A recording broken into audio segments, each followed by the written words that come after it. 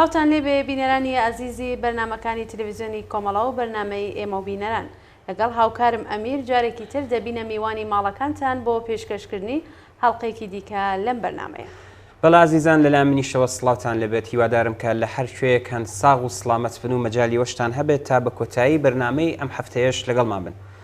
هەر وەکو بەرنامەکانی پێشووترم بەرنامەیەش چەند بابەتێک لە خۆ دەگرێت ناوبڕێک ببینن لەگەڵ گوڵناس دێنە خزمەتان بابەتەکان دەست پێ دەکەین. فەرمووی.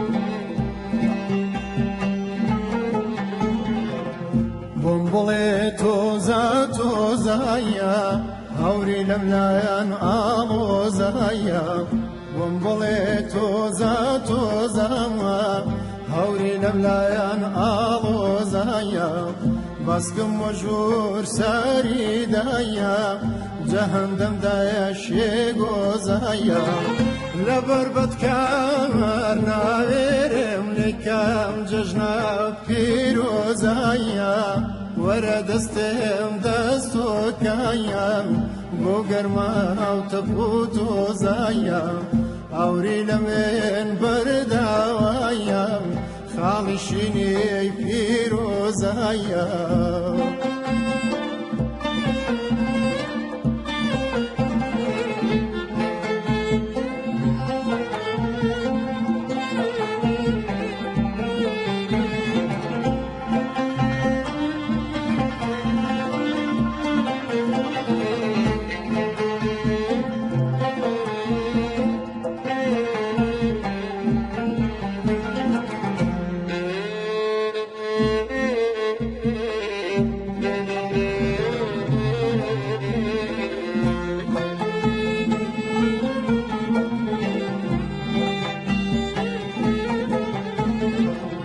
بجمركي وكوتو لهيك فين بيلاوايا صفت شنوري كوايا بباران صوص كراوايا برود مانجي يكشاوات شون واجوان شمن راوايا رومت بفريق قمويايا خناوي بيايا رجاوايا شاوت بيالي مستانايا شرابي تيكراوايا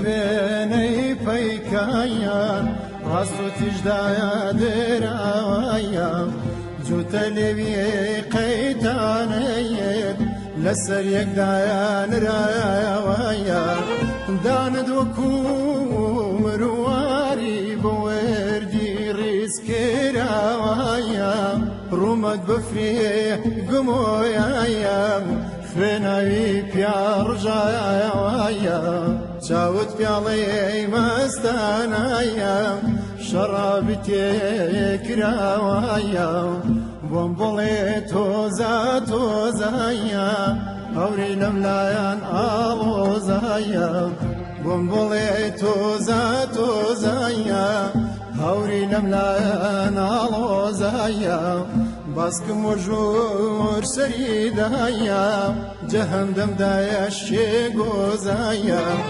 لەبەر بەدکار ناوێرم لێکام جەژنا پیرۆزایە وەرە دەستێم دەستۆکایە بۆ گەرماو تەپ و تۆزایە ئاوری لە من بەرداوایە خاڵی شینەیەی پیرۆزایە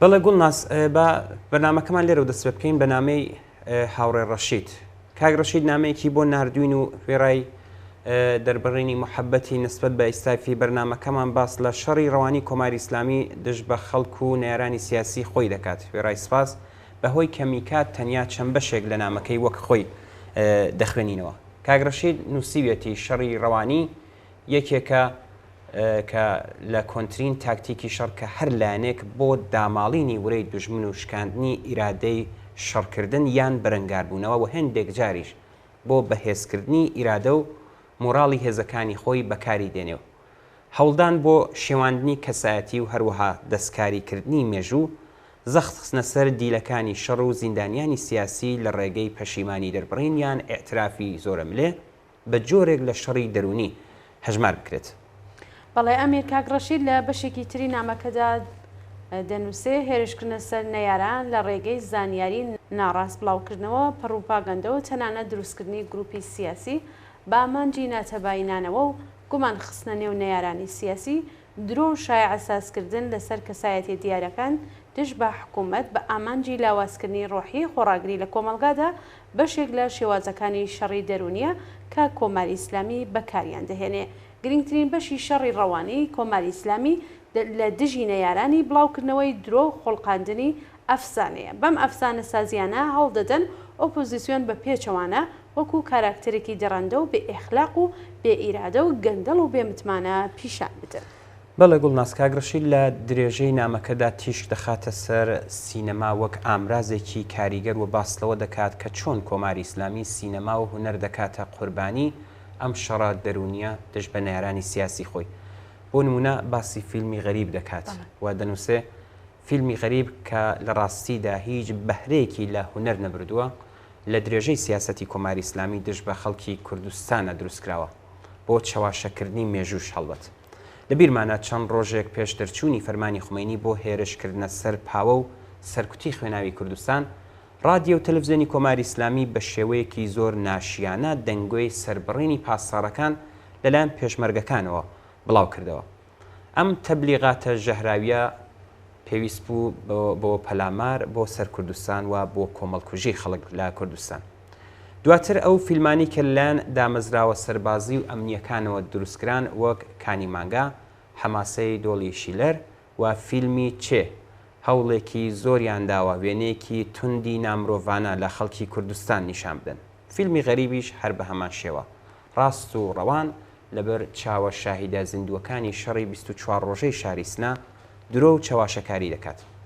بەڕاستی ئەم فیلمە بە حەدێک مەسخەرەیەکە بۆ باسکردن نابێت. من هەرویستم ئەوە بێژم کە کۆماری ئیسلامی بە تایبەت لەم دوایانەدا پتر لە جاران هەوڵ ئەدات ڕاستیەکان چاواشە بکات.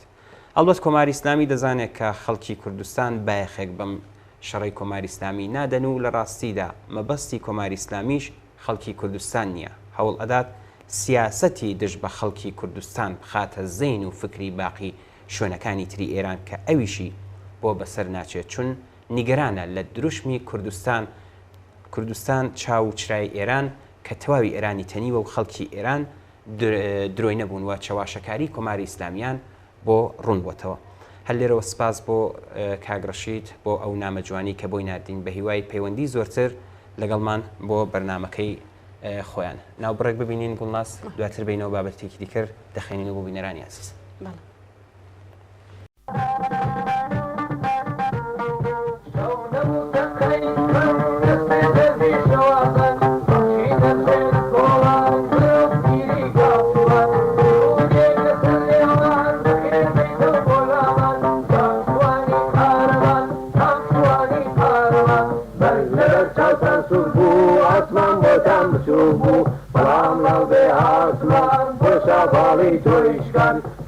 کاکشوانی قارەمان پێشەنگی پێشمەرگەکان کاڵ بۆ چاوی ڕەشمان بۆ مەرگی تۆ کاکشوان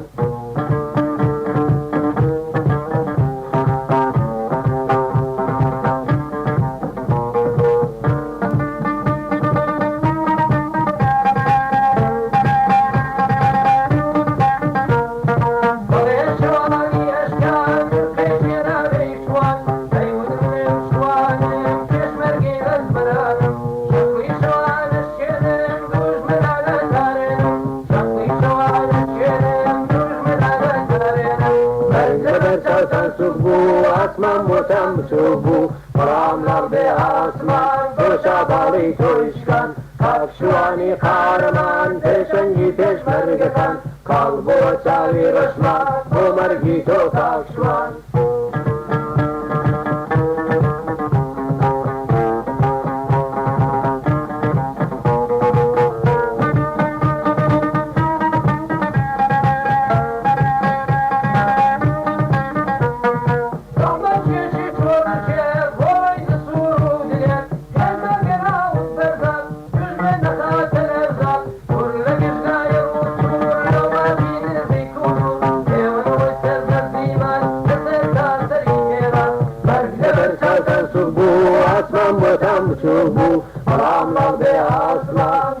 باڵی تۆیشکان کاکشوانی قارەمان پێشەنگی پێشمەرگەکان کاڵ بۆ چاوی ڕەشمان بۆ مەرگی تۆ کاکشوان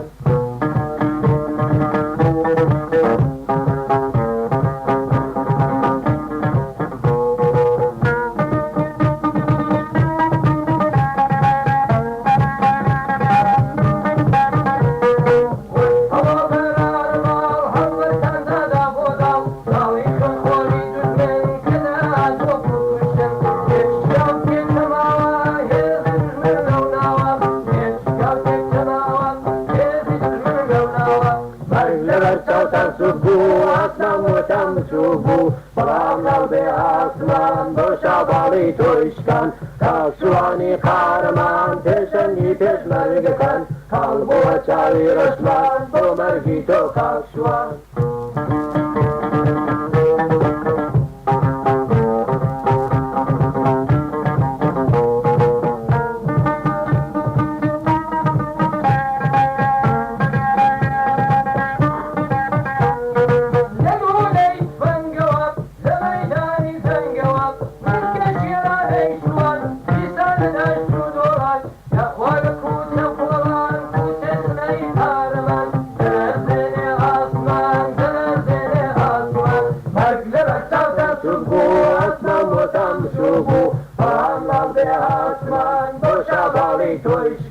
کاکشوانی قارەمان پێشەنگی پێشمەرگەکان هەڵ بۆ چاوی ڕەشمان بۆ مەرگی تۆ کاکشوان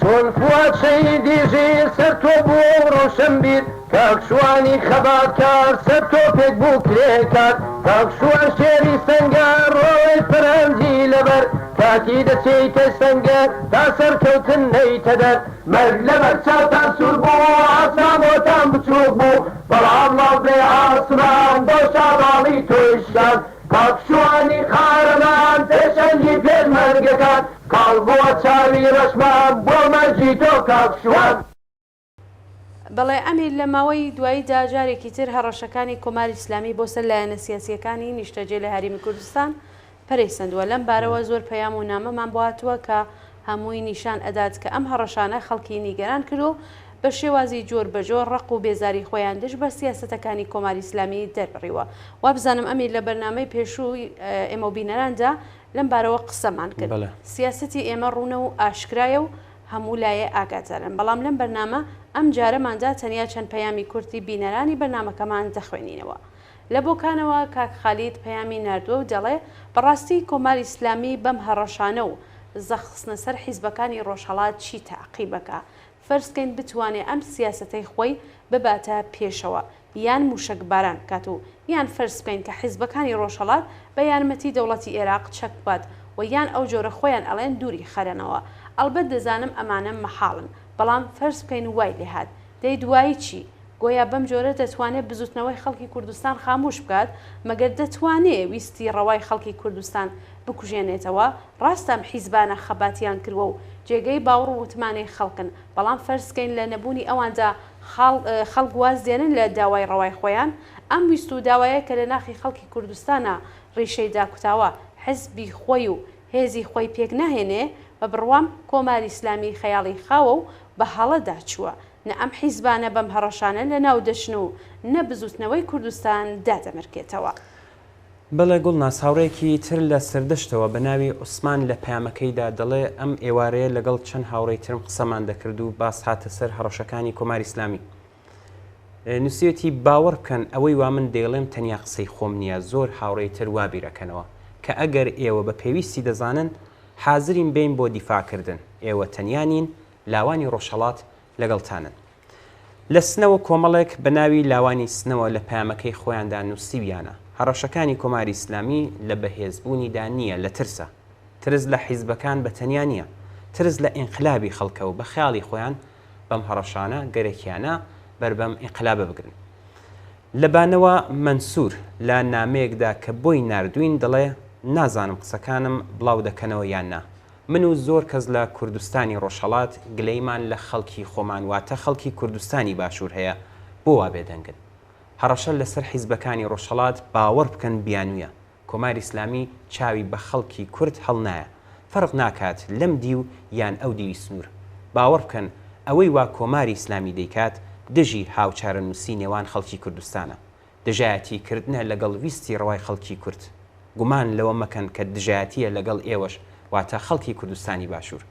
ئێمە و ئێوە زۆر جار پشتی یەکمان گرتووە، زۆر جار بەهانای یەکەوە هاتوین. دژمنانمان ئەویان پێ ناخۆشە هەوڵ ئەدەن مێژووی هاو بەشمان بسڕنەوە، چەواشەی بکەن و هاوچارە نووسمان بکوژن. خەڵکی کوردستانی باشوور یان کوردستانی عێراق ساحبی ئەزمون و خەباتێکی دوور و درێژن، خەڵکێکی شۆڕشگێڕن، هەر بۆیە چاوەڕوانیان لێ دەکەین کە بەرامبەر بە هەڕەشە و هێرشەکانی کۆماری ئیسلامی بێدەنگ نەبن.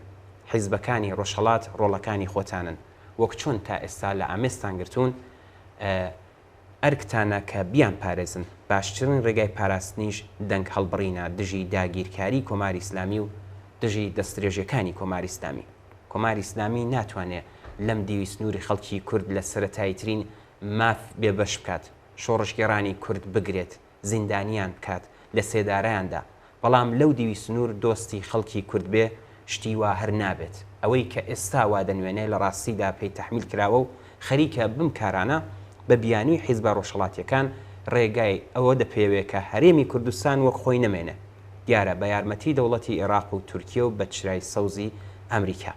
بەڵام کۆماری ئیسلامی وەزعی شڕە. ئەم هەڕەشانەی ئەوە نیشان ئەدەن بەرامبەر بە خۆراگری دەکشێتەوە، بەرامبەر بە عزم و ئیرادەکردنی ئێوە دەکشێتەوە. بەڵێ ئەمیر کاک مەنسوور لە درێژەی نامەکەیدا دەڵێ من سیاسەتی کۆمەڵە شوێن دەگرم، بە بڕوام سیاسەتێکی ژیرانەیە. دیارە ئێستا کاتی بەکارهێنانی هێزی پێشمەرگە نییە. دەزانم کە هێزەکانتان لەسەر سنوور نییە. هاوڕێیەکم لەو ماوەی دواییدا کە بە سەردان هاتبوو بۆ ئەو دیو و بۆ دیتنی ئاشنایەکی سەردانی ئوردوگای ئێوەی کردبوو دەیگێڕاوە کە ئوردوگاکەتان بە تەواوی سوک کردووە. باسی ئەوەی دەکرد کە ئوردوگا ئێستا زۆرتر وەکو کەمپی پەنابەرانی لێهاتووە. زۆربەی ئەو بنەماڵانن کە ژیانی ئاسایی خۆیان دەکەن و هەندێ ئیمکاناتیان بۆ خۆیان جێبەجێ کردووە. دەیکوت زۆر بە کەمی پێشمەرگەم دەبیندر، لەوانەیە لە شوێنێکی تر بن، من نازانم، بە بڕوام کارێکی باشتان کردووە.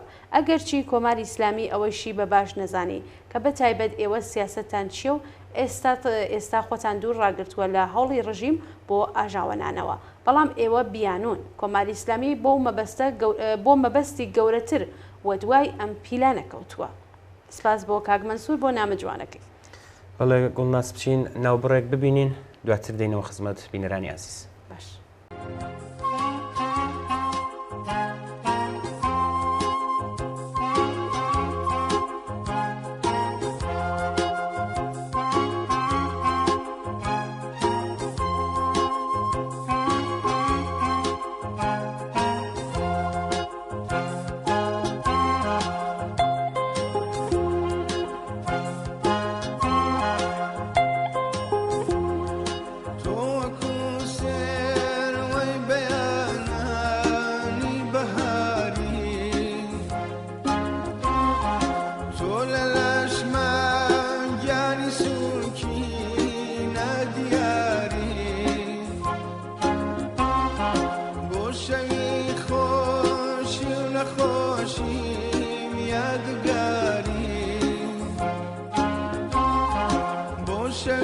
خۆشی و نەخۆشی یادگاری ڕەمزی انتزاری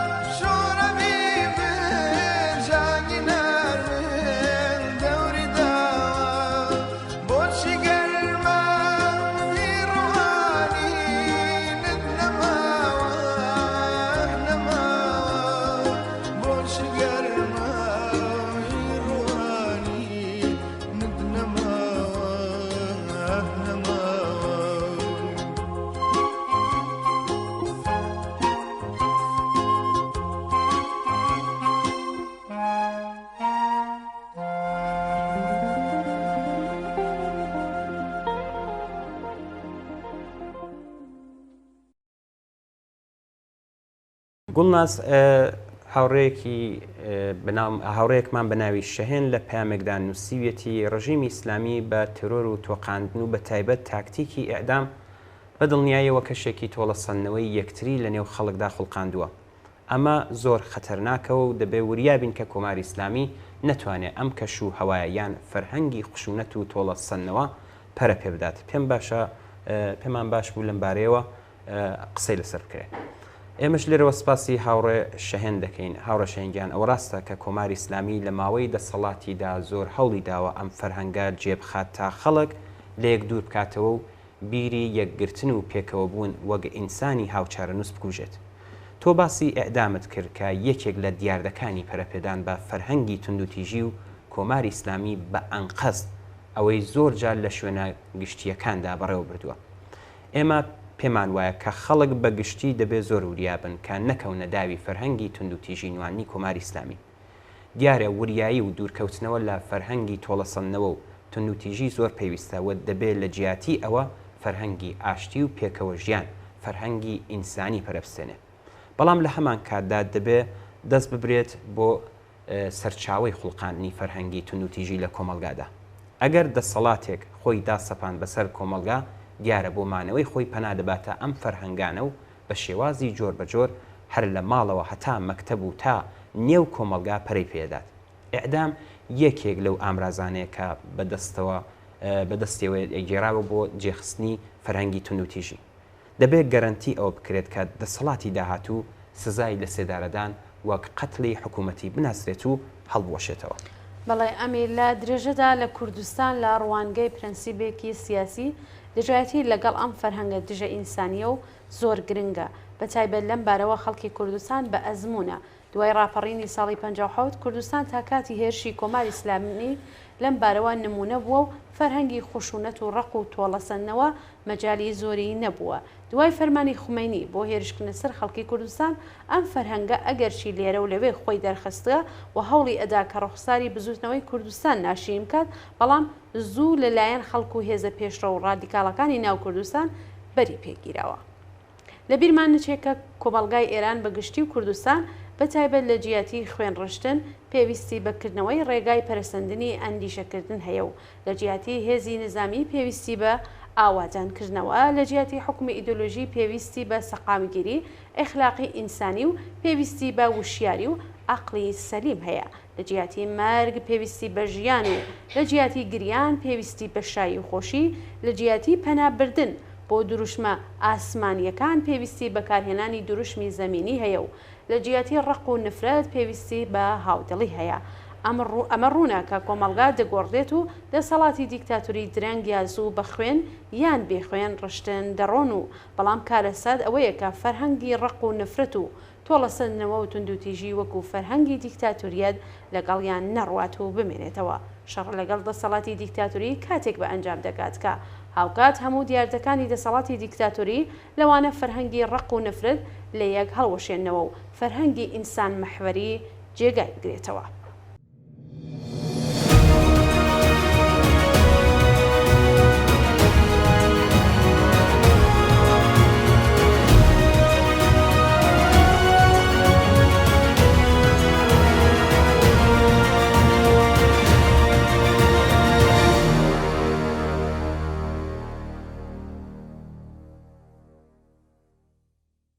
هاوڕێیەکی بەرنامەکەمان کە خۆی بەڕەزا خۆش قسە ناساندووە نامەیەکی بۆ نردوین و داوای لێکردوین کە نامەکەی وەک خۆی بخوێنینەوە.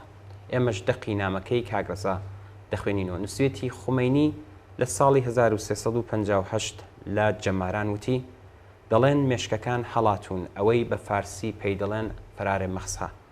دواتر وتی با هەڵبێن بە جەهەنەم. خامنەی وەک خومینی چەندین جار دژمنایەتی خۆی لەگەڵ ئاکادمیستەکان، نووسەران و ئازادی خوازان دەربڕیوە و دەڵێت قەڵەمەکان بشکێنن. لە ڕاستیدا ئەوان هەمیشە بە ئازادی قەڵەم بە مەعریفە و بیرکردنەوە دژمن بوو. مەلاکان وا لە مێشک و بیری کراوە بێزارن کە نانەوێت نوخمەی وڵاتەکەمان بگەڕێنەوە بۆ ئێران. هەوڵ دەدەن چارەنووسی دڵتەزێنی ڕۆژنامەنووسی ئێرانی کانەدایی زەهرا کازمی، دکتۆر ئەحمەد ڕەزا جەلالی و ئەوانی تر بۆ نوخبە ئێرانیەکان ئاشکرا بکرێت بۆ ئەوەی کەس نەیەوێت بێتە ئێران. مەلاکان لە ماوەی حکومڕانی خۆیاندا خەڵکیان لە پێناو قازانج و مەسلحەتی دەسەڵاتی خۆیاندا بە قڕ بردووە. شەڕی عێراق و ئەو شەڕانەی لە سووریە و یەمەن و شوێنەکانی تر دەستی پێکردووە، جگەل لە ناوبردنی گەنجانی وڵاتەکەمان هیچ ئامانجێکی تری نەبووە. کاگرزا دواتر دەپرسێت چی بکەین بۆ ڕزگاربوون بەدەست لەم بەڵا ئیسلامیە، چارەسەر چییە؟ کاگرزا دەڵێ وەک چۆن زۆر جار خەڵک هاتوونەتە سەر شەقام پێویستە لە سەر شەقام بمێننەوە و شەقام بکەنە شوێنی بڕیاردانی ملت و ئیرادەی نەتەوەی خۆیان. لە جیاتی دەنگدان لە باڵاخانەیەک بە ناوی مەجلس پێویستە لە شەقامدا لە بەرچاوی جیهان هەڵبژاردن ئەنجام دەن و نێونەری خۆیان بۆ مەجلس هەڵبژێرن. ئەگەر خەڵکی وڵاتەکەمان بۆ ماوەی هەفتەیەک لە شەقامەکاندا بمێننەوە، هێزی سەربازی و پۆلیسش ناچار دەبن بڕیارەکانی خەڵک پەیڕەو بکەن. وتەیەکی مەشهور هەیە کە دەڵێ لە هەر شوێنێک میلەت هەبێت پەرلەمان لەوێ. حکوومەتی خامنەیی و مەلاکان دەبێت لە شەقامدا بڕوخێنرێت.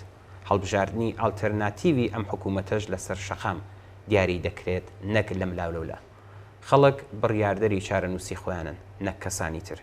بژیت خەڵکی سەر شەقام. سپاس بۆ کاگرزای ئازیز، هیوادارین بەردەوام بی لە پەیوەندیگرتن لەگەڵ ئێمەدا. ناوبڕێک ببینن زودینەوە خزمەتە.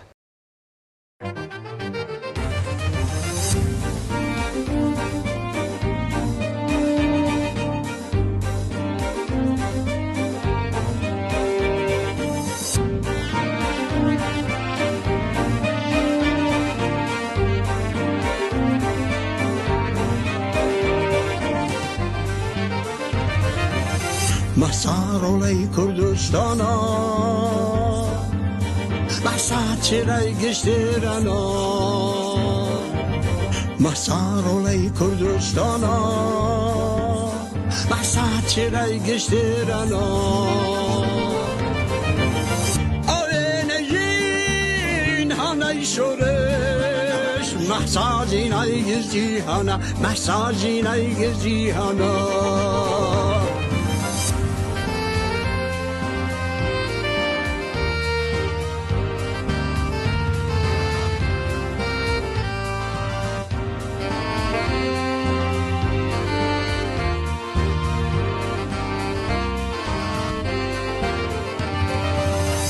مسای ئێمە جەماوەرە مسای ئێمە جەماوەرە مەسا شەقامی سەنگەرە مەسا شەقامی سەنگەرە مەساکانی ترسڵ نەکەن دەیدەی دوژمن بودارەوە مەساکانی ترسڵ نەکەن دەیدەی دوژمن بودارەوە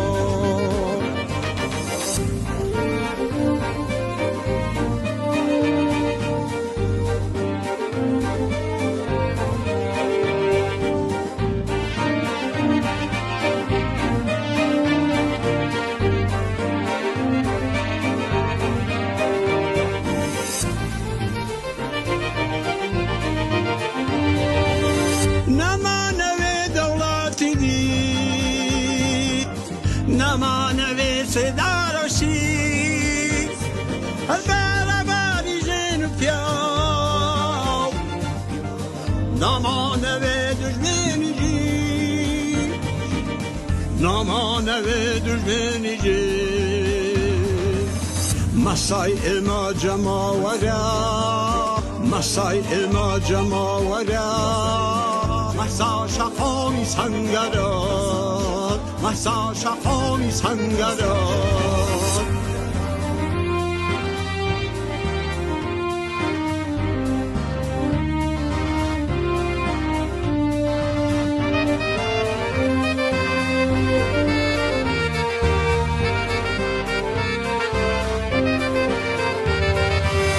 ئیدەبوو پەلچەمەناوێ ژینی کۆیلەتی مەناوێ چەرچێنار نەمەڵاو قەشەمە ناوێ نەمەڵاو قەشەمە ناوێ مەسارۆڵەی کوردستانە بەسا چێرای گشتێرانە مەسارۆڵەی کوردستانە بەسا چێرای گشتێرانە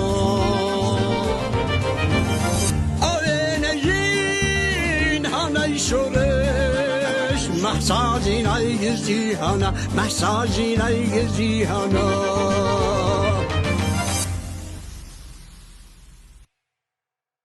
ئەمیر لەم بەشەدا سەرنجی بینەران ڕادەکێشم بۆ نامەیەکی تر کە بۆ تەلەڤیزیۆنی کۆمەڵە و بەرنامەی ئێمە و بینەران نردویانە.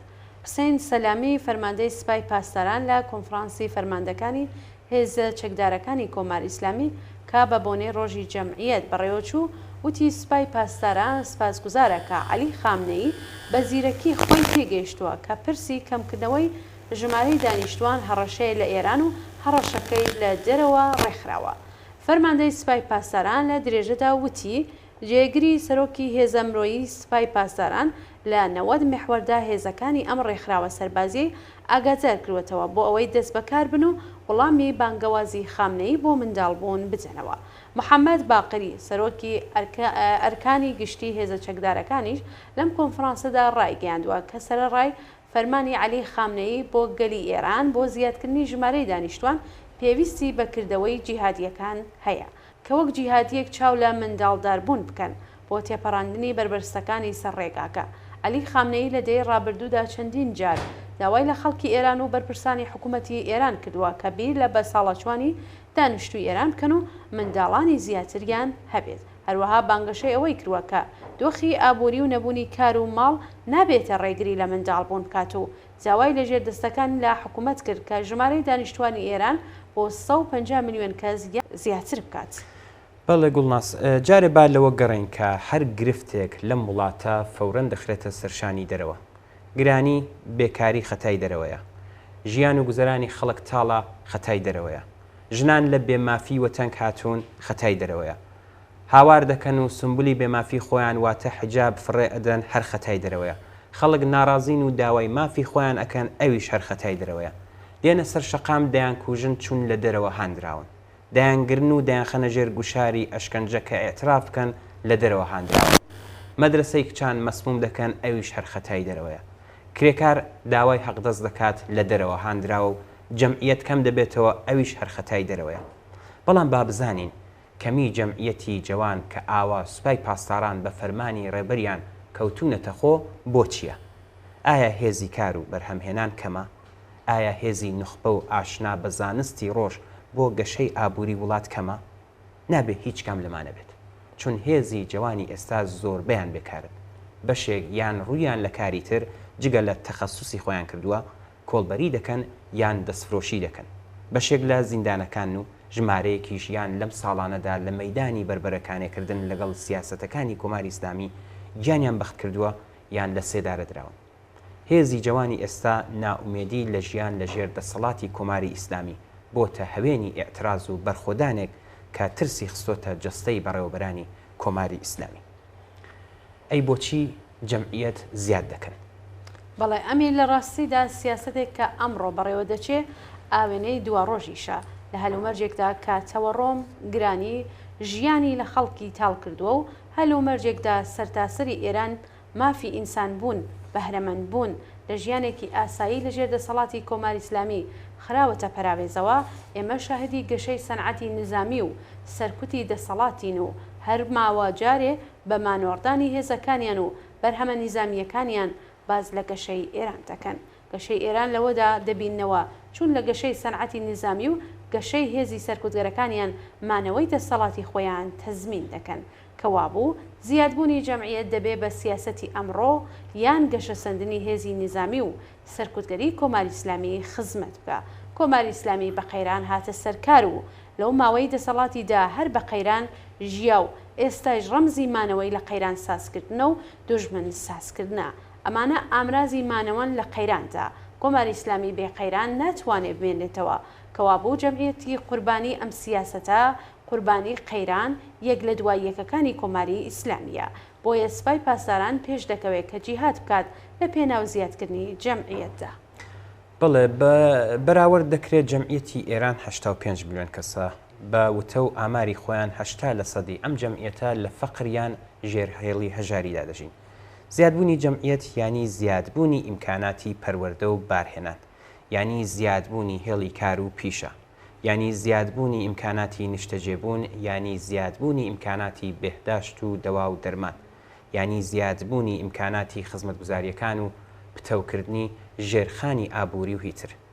لە ئێران ئەوەی دەیبینن زیادبوونی ئیمکاناتی سەرکوت، زیادبوونی سەنعەتی نیزامە و درۆنسازی و موشەکسازیە، زیادبوونی ژمارەی هێزە سەرکوتگەرەکانە، زیادبوونی زیندانەکان و زیادبوونی ئێعدامەکانە. ناوبڕێک ببینن دوایین بابەتێک کە بۆمان هاتووە دێخەنینەوە بەتەن.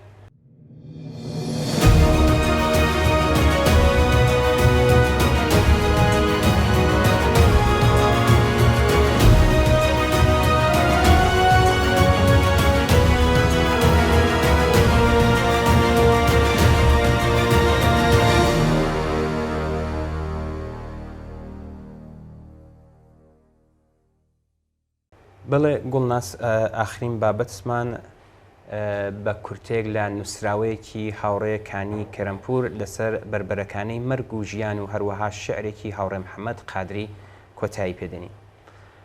هاوڕێکانی نووسێتی ڕۆژ نییە کە هەواڵی دڵتەزێنی کوژرانی کۆڵبەران لەسەر سنوور نەبیستین. ڕۆژ نییە کە لە باوکێک برا یان منداڵێک و کوێستانی پڕشاخ و داخی کوردستان لە ژێر گەرما یا سەرما و بورانی ئێسک سووتن یان بە فیشەکی دڵڕەقانی خۆفرۆشی کۆماری دواکەوتووی ئیسلامی نەکوژرێت و بریندار نەبێت. ڕژیمی هار و گەندەڵی کۆماری ئیسلامی نایهەوێت و ناتوانێت کە ئیش و کار و حەسانەوە بمێنێت بۆ خەڵکی زەحمەتکێش و بریندار بە ئازاری ژیان لە کوردستان. تاکو خەڵکی کوردستان و تەنانەت باقی شوێنەکانی ڕۆژاوای ئێران مەجبور بن بۆ بەدەستهێنانی پارۆنانێک ڕووبکەنە سنوورەکان بە کۆڵ هەڵگرتنی کەرەستە و بار لەسەر سنوورەوە بتوانن بژێوی ژیانی خوان و بنەماڵیان دابینکەن و ئەمە ئەو پەڕی تراژێدیە. بەڵێ ئەمیر هاوڕەکانی لە بەشێکی تری نووسراوەکەیدا دەنووسێت لەم ساڵانەی دواییدا ژنانیش بە ناچار ڕوویان کردوەتە کۆڵبەری و هەر ڕۆژیش ڕوو لە زیاد بوونە. ژنانێک کە تەنیا جابینکەری بژێوی منەماڵەکانیانن، ئەو ژنانەی کە هەنگاو بە هەنگاو لەگەڵ پیاوان لەم ڕێگای مەرگ بۆ پاروەنانێک تێدەپەڕن. بەم حاڵەیشەوە ئەم ڕژیمە دژە مرۆڤە ئەم سروشتە جوانەی کردووە بە شوێنی کوشتنی خەڵکی زەحمەتکێش و هەژاری کوردستان بە جۆرێک کە هەر ڕۆژ و هەر هەفتە بیسەری گیانبەخکردن یان برینداربوونی ژمارەیەکی زۆرتر لە کۆڵبەران لە کوردستانین. پەرسەندنی بێکاری بووە بە هۆکارێک کە زۆرینەی خەڵک بە ناچار ڕووبکەنە کۆڵبەریکردنن. کۆڵبەرانێک کە جگە لە داهاتی کەم بژێوی ژیانیان لەگەڵ ئەستەمی و سەخڵەتی ڕێگا و قورسی کۆڵ لە ناو ساردی و گەرمی ڕێگا و لەبەر بارانی فیشەکی هێزەکانی ڕژیم و گۆڕەپانی مینی بەجێماوی سەر سنوور ڕووبەڕۆن. هەر کەسێک کە ناوی کۆڵبەری بیستوێ یا کۆڵبەری بینیوێ یا خودت کۆڵبەری کردوێ دەزانێت کە کۆڵبەری شغڵ و پیشە نییە. ئەمە جۆرێک لە کۆیلەتی سەردەمە کە هاوشێوەی کۆیلەداری سەدەی ناوەندیە. ئەویش لە سەردەمی سەدەی 21دا کە تیکنۆلۆژی بە هەموو پێشکەوتوویەک و دەستکەوتەکانی لە ئاستێکی بەرزدایە. کۆڵبەری بەڕبەریەت و کۆیلەتی بۆ سەوداگەران و تاجرانی مەرگە. لێرە هەر ڕۆژ مرۆڤەکان یان بریندار دەبن و پارچێک لە لەشیان لەدەست ئەدەن یان بۆ هەمیشە ماڵاوایی لە ژیان و ئەم دنیا نایەکسانە بەڵام جوانە دەکەن و لە بێدەنگیدا بە خاکی سارد ئەسپەردە دەکرێت. بڵێ لە درێژەدا نووسراوە ڕەنگە ئەوەندە ئەم تراژیدیە دووپات بۆتەوە کە بۆ ئێمەش بووە بە ڕووداوێکی ئاسایی. بە کرێگیراوانی ڕژیم هەر مەجارێک لە کۆڵبەرانێک کە گیان لەسەر دەست بۆ نانی لە دڵی ڕێگای کوێستانیان داوە دەستێنن. تەنانەت دواکوشتنی کۆڵبەران ڕەحم بە بارەکان و قاتر و ئەسپەکانیش ناکەن. بار لەگەڵ خۆ دەبن و ئەسپ و بار هەڵگریش دەکوژن. ئەبێت کارێک بکرێت، ئەبێت مەجالێک بۆ ژیان ببینینەوە، مەجالێک بۆ هەناسەدان ببینین، مەجالێک بۆ حەسانەوە و خۆشەویستین و ئازیز بوون. ئەم ژیانە بەشی هەمومانە و ئەبێت ئەوانی وا بکوژی ژیانن دەناو بچن. پرسیار ئەمەیە کە ئایا لە کۆتاییدا ئەوە خۆڕاگریە سەحراویەکەی خەڵکی ناڕازی لە بەرامبەر ئەم هەموو ڕەنجە ناچار بە کڕنوش دێت یا هەموو ئەم دەرد و ڕەنجانن کە لە بەرامبەر ئەم خۆڕاگریە ناچار بە کڕنوش هەبن. سپاس بۆ هاوڕێکانی کەرەمپور. لە درێژەی ئەم بابەتەدا جێی خۆیەتی کە ئەم شعرەی کە هاوڕێ محەممەد قادری نردوێتی بە ناونیشانی منی کۆڵبەر بخێندێتەوە. منی کۆڵبەری ڕەنجکێشی ڕەنج بە خەسار لەسەر لووتکەی بەرزی ڕەنج و ئازار و کوێرەوەری ڕاوەستاوم. بە ناچاری دەڵێم دەژیم، بە ناچاری دەڵێم دەژیم.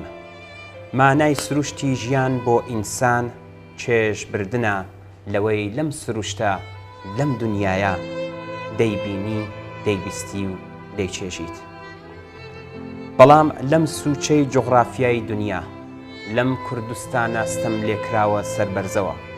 ئالەم کاتە مێژویەدا ژیان مانایەکی نییە غەیری ڕەنج و ئازار و مەینەت.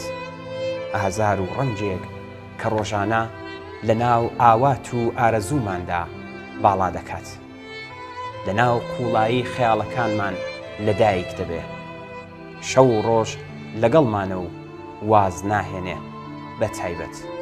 بەتایبەت ئەو کاتانەی ئەژنۆکانمان لەژێر قورسایی باری کۆڵمان، کۆڵێک کە دەبێ بگاتە مەقسەد تا بتوانین جارێکی تر دووبارە ڕۆژێکی تر شەوێکی تر بە چاو ببینین بڵین زیندوو تەنیا ئومێدێک ئالەم حاڵە دژوارەدا بەر بە کەوتنمان دەگرێ ئەژنۆکانمان بەهێز ڕادەگرێ دەستی ئەو هاوڕیانەیەکە دەستی لە یەک هەڵپێکراومان دەگرێ لەم ڕێگا سەخت و پڕ لە لەم ڕەنج و ئازارەدا لەگەڵ من و تۆ و ئێمە تا مەنزڵگا بەبێ وچان ڕێگە دەبڕێ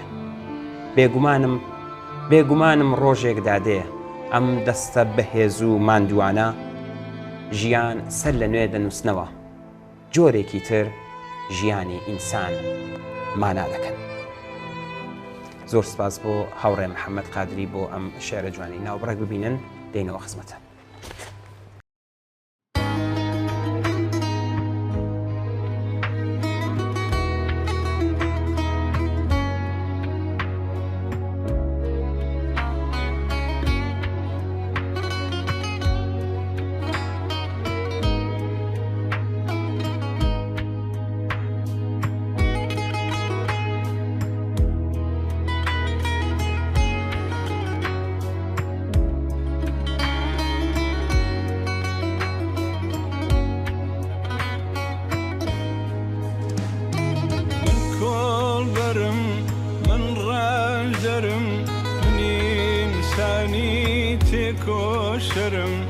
من إنساني تكوشرم من عمروت وبرسيا جيان فرمترسيا من عمروت وبرسيا جيان فرمترسيا جيان فرمترسيا من كل برم درم من إنساني تكوشرم من إنساني تكوشرم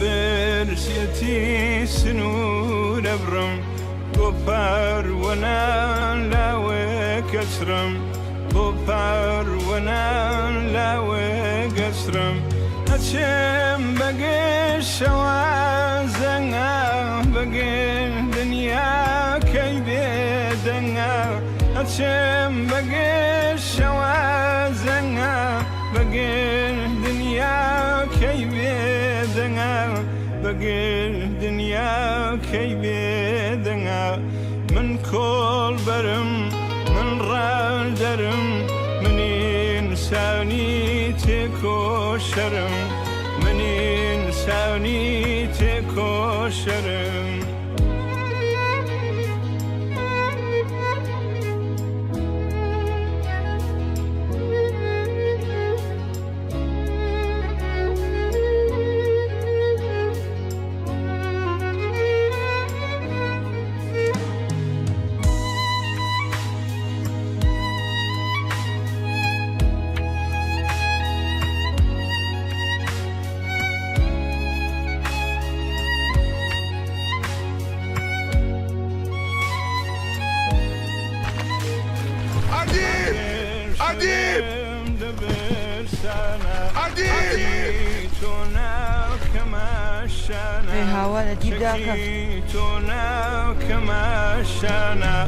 لسر بفريان بختكم أما رمزينة وكم لسر بفريان بختكم أما رمزينة وكم أما رمزينة وكم من كل برم من رال درم من إنساني تكوشرم من كل برم من رال درم من إنساني تكوشرم من إنساني تكوشرم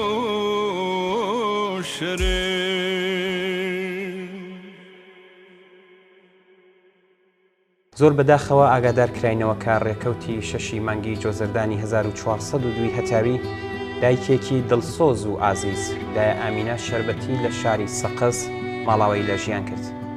دایە ئامینە دایکی هاوڕێی گیانبەخت کرد و کامیل عەدنانی پێشمەرگە کادر ئەندامی حیزبی کۆمۆنیست و سیمای خۆشەویست و ناسراوی شاری سەقز بوو کە لە نێوڕیزی هێزی پێشمەرگەی کۆمەڵەدا گیانی بەخت کرد. هەروەها دوو جگەرگۆشەی دیکەی ئەم دایکە دڵسۆزە پێشمەرگەی کۆمەڵە بوو. دایە ئامینە بەداخەوە بە حەسرەتی بە دینهاتووی ئاواتە ئینسانیەکانی جگەرگۆشەی گیانبەخت کردوەکەی سەری نایەوە، بەڵام سەری بۆ داگیرکەران و تاوانباران نەوی نەکرد. ئێمەش بم بۆنەوە لە تەلەڤیزیۆنی کۆمەڵەوە پڕ بەدڵ سەرخۆشی خۆمان ئاراستەی بنەماڵەی دایە ئامینە و هەموو خزم و کەس و کار و بە تایبەت شاری سەقز دەکەین و خۆمان بە شەریکی غەمیان دەزانین. یادی ئازیزی دایە ئامینە بەرز و بەڕێز بێت.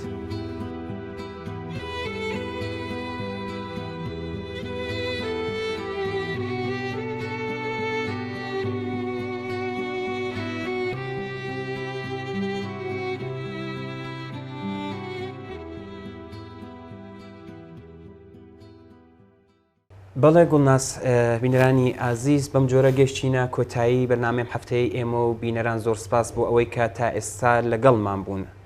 هیوادارین کە بەرنامەی هەفتەیەشتان بەدڵ بێت و کەڵکی پێویستیشتان لێوەرگر بێت. چاوەڕێی نامە و ئیمەیل و پەیوەندی تەلەفۆنی ئێوەن بۆ هەرچی زۆرتر ڕازانەوەی بەرنمەکەی خۆتان پەیوەندیمان پێوە بکەن و ڕاوبۆچوونەکانتان باس بکەن. بەڵێ ئازیزان سپاس بۆ ئێوەی خۆشەویست ماڵاوە.